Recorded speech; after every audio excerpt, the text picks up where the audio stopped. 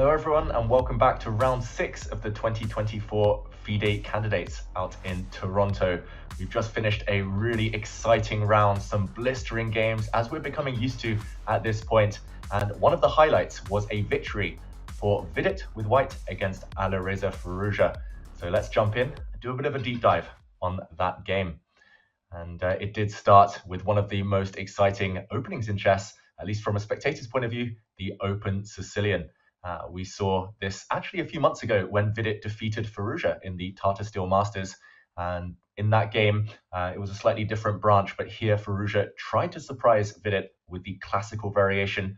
But of course, Vidit, one of the best prepared players out there in the world, he knew what to do. Bishop c4, a very trendy move, an old move that's come back into fashion lately, and queen to b6, an attempt to destabilize white's knight in the center. In the Open Sicilian, often you don't want to take a step back, you don't necessarily want to retreat, but here Vidit does make an exception, and due to the fact that the black queen is vulnerable, black will have to lose some time with her, as we'll shortly see. So after pawn to e6, white develops, not to attack the black queen, instead attacking another weakness, the d6 pawn, which really comes back to haunt black later. Queen to d8 now. This move was questioned by various players in the aftermath of this game. Perhaps instead, black should have considered the move knight to e5, where I think there is a lot of theory, but perhaps wanting to surprise his opponent yet again, Alireza went his own way. Really creative move, queen d8, but unfortunately just losing a bit of time. This queen's already moved twice, and she will soon move again. So white uses that time to develop. We see pawn to a3, a move that really impressed me. It made a big impression here. This is prophylaxis, looking into the future, knowing what your opponent wants and stopping it in advance.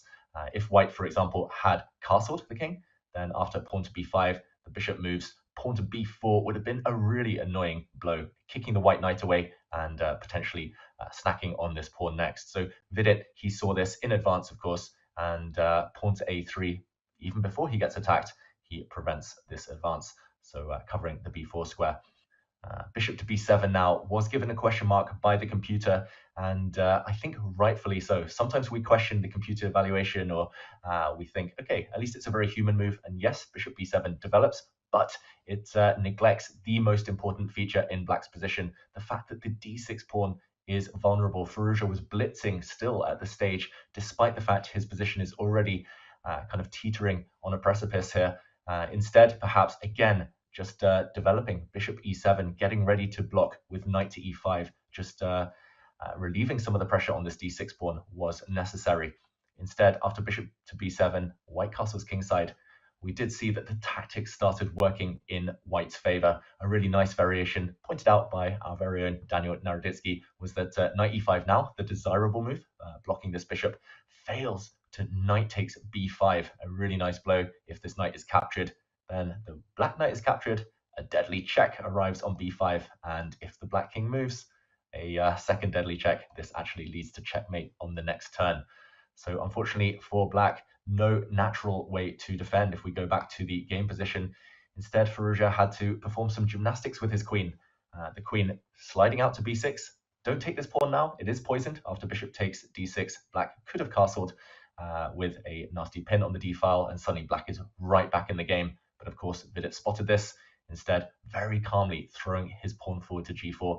Remember, this is a Sicilian defense, an open Sicilian. It's all about speed. It's a race of attacks. And here, white's king, super safe, guarded by its knights. White's pawns, meanwhile, are about to destabilize the black knights. And once this black knight, for example, is kicked back to d7, then white will be safely able to capture on d6. And here, Firouzja, perhaps flustered by his subpar opening, knowing he was already on the back foot, facing a scary attack, he got a bit impatient, and after just a few minutes of thought, he played the incredible queen takes f2, a mistake, very brave, but unfortunately it does miss some tactics. Instead, perhaps he should have essayed the calmer pawn to h6, just slowing down white's attack slightly, and Vidit here would still have to show great technique to prove his advantage. Instead, queen takes f2, if we go back to the game, was played, and he was punished instantly. Vidit, a man on form here, found e5. We tell players, especially when they're starting the game, always look for forcing moves first.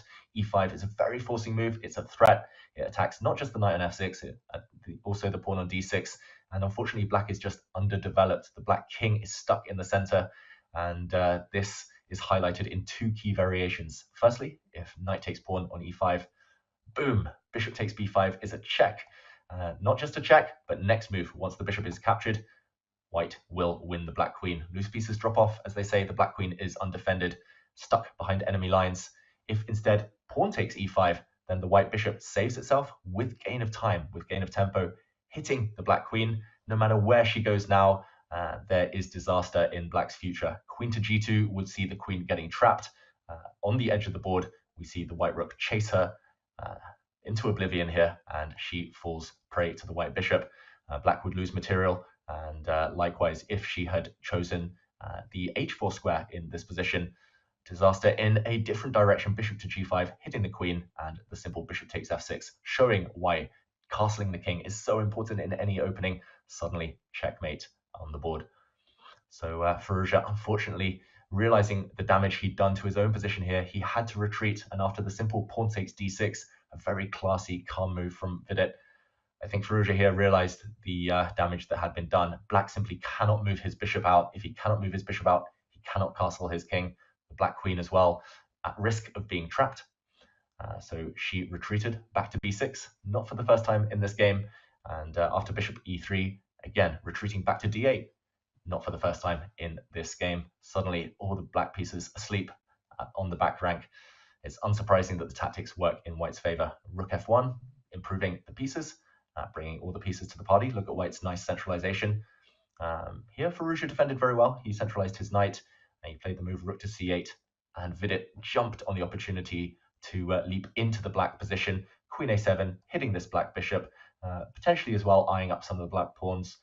Perhaps Firouzja could have defended more resolutely here. He still had a lot of time on his clock, but bishop to c6 was refuted by the very nice queen takes pawn. Simply greed being good in this scenario. The queen not trapped, as we saw on the next move, rook to a8, and Vidit at a crossroads found the best move. He likened this to a move Karpov once played against Unzuka in a totally different type of position, but effective nonetheless. This attack on the queen is trapped, but it was blocked with bishop to a7. If instead white had played knight takes b5, we would have seen a far murkier position. Yes, white wins the queen back. It's only a temporary sacrifice, but bishop b7 here, or rook to a8 would have defended the rook and prevented white from promoting. And this position is a bit irrational. Instead, if we go back, bishop to a7 keeps everything covered, white's queen safe, and the black b pawn the next to fall. Not only is white attacking, white has two extra pawns now. Finally, Firouzja able to deliver a check and able to, me and my arrows. First a check, next he was able to castle his king, but unfortunately it wasn't enough. Vidit now with a two-pawn advantage was able to consolidate knight c7, hitting this rook. The rook didn't move. Instead, playing for tricks here, Firouzja, he tried to take a pawn, coming in with his knight, but another really classy moment from Vidit after taking this rook in the corner. Some issues potentially with a pin. The white bishop looks like it's immobilized. The white queen looks like she's stuck defending that bishop, but queen to e2. I think this was the move that really secured the victory, counterattacking against the black knight. And as we saw a few moves later, white is simply a rook for bishop up. And look at these four passed pawns in conjunction. White's king, super safe as well. Just no hope for Firouzja. Let's fast forward towards the end. Queen c4, another kind of nail in the coffin here. Queen c7 coming in, kicking away the blockader of white's passed d pawn. And after queen to b7, the queen did enter. Firouzja tried to put up some resistance, tried to create some threats, but Vidit, again, calm defense, putting his rook on a safe defended square. The white king has a safe haven, hiding on a2, and not falling for the last trick. This threat of checkmate, the last move that really secured the victory, was at this moment. Firstly, king a2, and then cemento, pawn to c3, blocking the diagonal, securing the king, stopping any tricks. And often in chess, we need to find the clearest way to victory. We need to avoid all counterplay from the opponent. Why not simplify? You're already up. It's a mathematical equation here. You're up a material. Why not get rid of black's strongest piece, the knight? And it was at this point, as they reached move 40, after knight to d4, that Firouzja finally resigned. Vidit had been in time trouble, but he negotiated it well. Knight c6 is coming in. Ideas of queen to c8, Black's blockade will not last. A great win for Vidit, who moves up to 50%, 3 points out of 6. Meanwhile, a disappointing game and continuation of a disappointing tournament for Alireza Firouzja. But that was one of the highlights of round 6.